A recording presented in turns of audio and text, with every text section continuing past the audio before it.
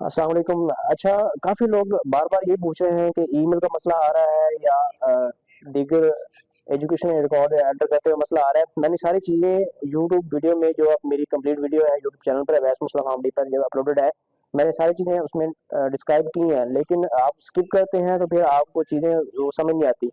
Email का मसला सबसे पहले साइन अप का मसला आता है। आप जब साइन अप करते हैं तो साइन अप करते हुए आपने आपको मैंने बताया था ईमेल्स आपकी जो स्पैम बॉक्स में जाती है, वहां से आपने लिंक पे क्लिक करके अपना अकाउंट वेरीफाई करना है।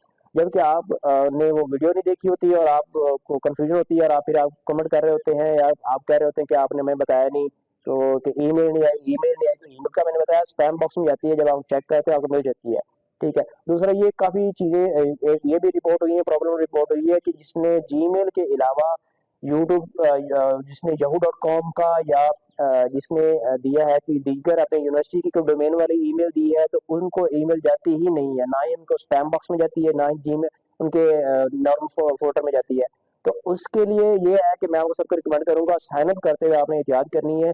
पीयू टेस्टिंग सर्विसेज का जो पोर्टल है उसमें आपने गलत ईमेल भी डाल दी है तो वो गलत ईमेल की ईमेल चली जाएगी, फिर आपके आईडी कार्ड के अगेंस्ट अकाउंट बन जाएगा और रीसेट करने का कोई ऑप्शन वहां मौजूद नहीं है। तो आप लोगों ने एहतियात करनी है, अपनी जीमेल एंटर करनी है साइन अप करते हुए, और आपने साइन अप करते हुए एहतियात करने को गलती ना हो।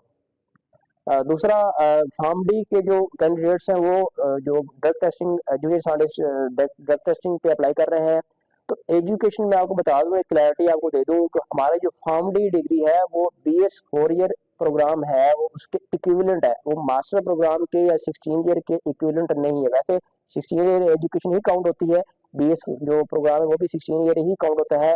लेकिन फार्म डी इस केस में पीयू टेस्टिंग के उसमें केस में आप मास्टर वाला ऑप्शन सिलेक्ट नहीं करेंगे, आप BS 4 ईयर वाला सिलेक्ट करेंगे और उसमें मैट्रिक सबसे पहले सिलेक्ट करेंगे, फिर आपने FSC का सिलेक्ट करना है और फिर आपने फार्म डी को सिलेक्ट करना है। फार्म डी सिलेक्ट करने आपने BS प्रोग्राम में। दूसरा, आपने स्पेशलाइजेशन जो सिलेक्ट करनी है वो आप फार्मास्यूटिकल, अगर आपने एमफिल की हुई है तो आप फार्माकोलॉजी सिलेक्ट कर सकते हैं, अगर आपने फार्मास्यूटिक्स में किया है वो सिलेक्ट कर सकते हैं, अगर आपने फार्म डी किया तो फिर आप फार्मेसी सिलेक्ट करेंगे। और आप जब चालान जनरेट करेंगे, आपका जब एप्लीकेशन आप सबमिट कर देते हैं तो आप चालान के ऊपर क्लिक करेंगे, चालान ओपन करेंगे, उसके अंदर तीन आपके ऑप्शन आ रहे हैं पेमेंट के, एक HBL आ रहा है, एक UBL आ रहा है और एक वन बिल पेमेंट आ रही है। वन बिल पेमेंट से आप उसके जो इनवॉइस नंबर दिया हुआ है वन बिल पेमेंट का, उसको अपनी जैज कैश से अपनी HBL ऐप या किसी भी अपनी बैंकिंग की ऐप से वन बिल पेमेंट कर सकते हैं और पेमेंट करके और रिसीप्ट आपने अपने पास रखनी है। और उसके बाद आपने जो ऑनलाइन अपने आप दोबारा आप आएंगे अपनी वेबसाइट पे, आप माई एप्लीकेशन में आएंगे, उसमें आप आके अपने जब जनरेट एप्लीकेशन पे क्लिक करेंगे, नीचे ऑप्शन आ रहा होता है जनरेट एप्लीकेशन का, उस पर क्लिक करके वो आपसे बैंक इन्फॉर्मेशन पेमेंट इन्फॉर्मेशन मांगता है। आपने बैंक की जगह पर आपने वन बिल सेलेक्ट करना है और ब्रांच कोड की जगह पर आपने one bill invoice payment received number लिख दो यहाँ पर, या आपने जिस अकाउंट से पेमेंट की है वो लिख दो, रिसीव्ड नंबर लिख दो, ज्यादा बेहतर हो जाएगा।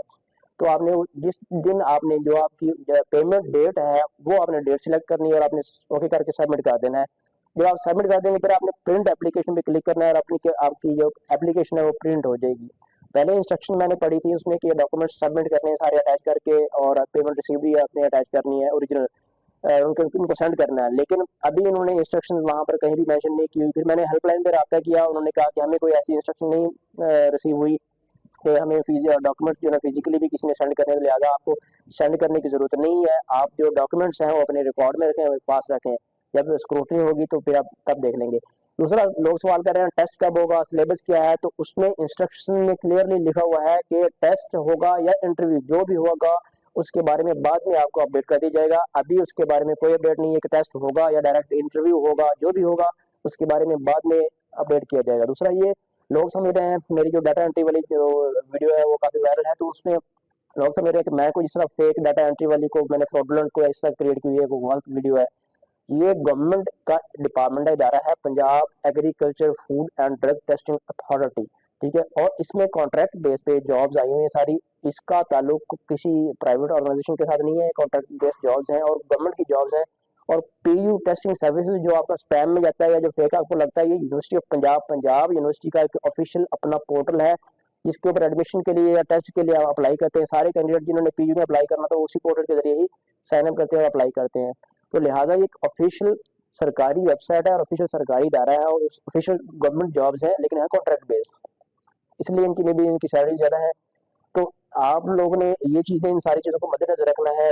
जो एलिजिबल है वो अप्लाई करे, लाज़मी अप्लाई करे। इसमें आप जिनकी सिर्फ़ ग्रेजुएशन है, जिनकी जो क्वालिफ़िकेशन वहाँ पर नहीं दी हुई, ऐड में जिसकी डिस्क्रिप्शन नहीं है, वो graduation based like private secretary वाली पोस्ट है, या आपकी असिस्टेंट वाली पोस्ट है, या डाटा एंट्री वाली पोस्ट है, और इवन टेलीफोन ऑपरेटर वाली, इन पोस्टों पे आप ग्रेजुएशन बेस्ड अप्लाई कर सकते हैं। और ये एडमिनिस्ट्रेटिव पोस्ट है, ये टेक्निकल पोस्ट नहीं है।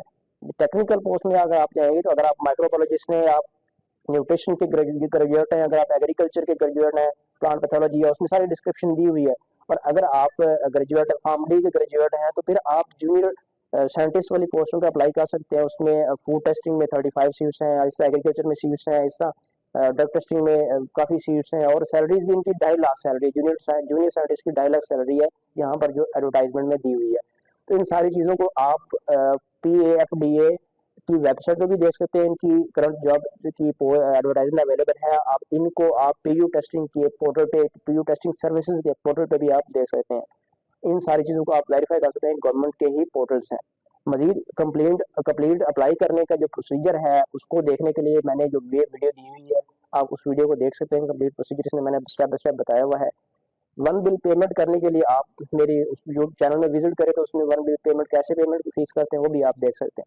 Thank you very much. मजीद क्वारीज अगर हो तो आप कमेंट करें, मैं आपको इंशाल्लाह जवाब दूंगा। लेकिन आपने पहले वीडियो मुकम्मल देखनी है, ताकि आपकी सारी चीज़ें, चूँकि मैंने ऑलरेडी एड्रेस की हुई है इस वीडियो में, तो आप उन चीज़ों को, आपकी चीज़ें क्लियर हो सके। उसके बाद अगर आपको कोई मसला है तो आप मुझे बताएं।